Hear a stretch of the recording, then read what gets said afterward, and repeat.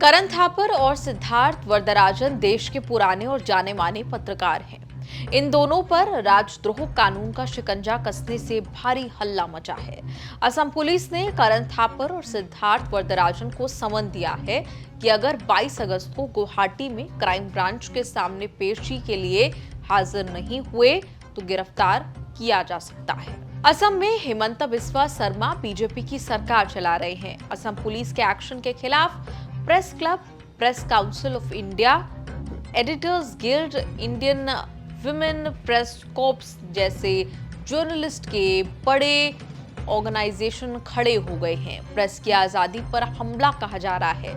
असम में गौरव गोगोई से लेकर एमके स्टालिन और अखिलेश यादव तक असम पुलिस के एक्शन के खिलाफ बोल रहे हैं। करण थापर और सिद्धार्थ वरदराजन ऐसे पत्रकार माने जाते हैं जिन्हें बीजेपी समर्थक नहीं माना जाता। ऐसे कई मौके आए जब बीजेपी ने इनकी पत्रकारिता पर सवाल उठाए। केस मुकदमों की लंबी लिस्ट है। राजद्रोह का मामला एकदम नया है। अब जो मामला हुआ वो ऑपरेशन सिंदूर से जुड़ा माना जा रहा है। Siddharth Varadarajan news portal the wire के संपादक हैं। ऑपरेशन सिंदूर को लेकर लिखे लेख के वायर में छपने को लेकर विवाद शुरू हुआ। लेख में दावा किया गया कि भारतीय वायुसेना ने पाकिस्तान के खिलाफ ऑपरेशन सिंदूर में पॉलिटिकल लीडरशिप के कारण फाइटर जेट गंवा दिए। असम के मोरेगांव पुलिस स्टेशन में बीजेपी नेता की शिकायत पर राजद्रोह की धाराओं में जुलाई में केस दर्ज हुआ था। दोनों पर देश की संप्रभुता को खतरे में डालने का आरोप लगा। धारा 152 देश की संप्रभुता, एकता और अखंडता को खतरे में डालने पर लगाई जाती है। भारतीय न्याय संहिता में राजद्रोह कानून आईपीसी की धारा 124A का नाम धारा 152 किया गया है। 2022 में सुप्रीम कोर्ट ने राजद्रोह वाली धारा स्थगित रखने के लिए कहा था।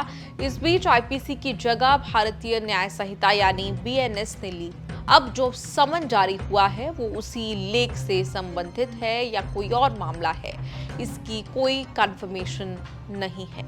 नए राजद्रोह कानून धारा 152 की संवैधानिक वैधता को चुनौती देने के लिए द वायर को चलाने वाले trust foundation for independent journalism ने सुप्रीम कोर्ट में याचिका लगाई थी। 12 अगस्त को उसी याचिका पर सुनवाई करते हुए जस्टिस सूर्यकांत और जस्टिस जॉय माल्या बागची ने सिद्धार्थ वरदराजन और करण थापर के खिलाफ गिरफ्तारी जैसी कार्रवाई से मना किया था। कोर्ट ने धारा 152 के खिलाफ दायर अन्य याचिकाओं के साथ इसे टैग करके केंद्र सरकार को नोटिस जारी किया था। सुनवाई में सुप्रीम कोर्ट में क्लियर किया गया था कि पत्रकारों के लेख या वीडियो को पहली नजर में राजद्रोह नहीं माना जा सकता। जब अपराध किसी समाचार लेख के प्रकाशन से जुड़ा हो तो पुलिस हिरासत में पूछताछ जरूरी नहीं होती। करण थापर और सिद्धार्थ वरदराजन के समर्थन में आवाज उठाते हुए तमिलनाडु के सीएम एमके स्टालिन ने लिखा, इंडिपेंडेंट जर्नलिज्म की आवाज दबाने के लिए धारा 152 का मिसयूज किया जा रहा है। असम पुलिस ने उसी दिन दोनों पत्रकारों को समन का नोटिस भेजा। वायर की रिपोर्ट के मुताबिक 14 अगस्त को वायर ऑफिस में समन पहुंचा। समन में एफआईआर की डेट, अपराध का मामला, एफआईआर की कॉपी नहीं दी गई। वायर ने सीक्रेट एफआईआर पर सवाल उठाए हैं। सुप्रीम कोर्ट में वायर ने कर्नाटक हाईकोर्ट के जजमेंट का रेफरेंस दिया कि बिना एफआईआर पुलिस समन वैलिड नहीं होता। करण थापर और सिद्धार्थ वरदराजन की ओर से कहा गया कि वो जांच में सहयोग करने के लिए तैयार हैं, इस शर्त पर कि चीजें कोर्ट से तय की गई शर्तों के आधार पर होनी चाहिए। कोर्ट कचहरी के इस एपिसोड पर आपकी क्या राय है, कमेंट्स में लिखकर जरूर बताएं।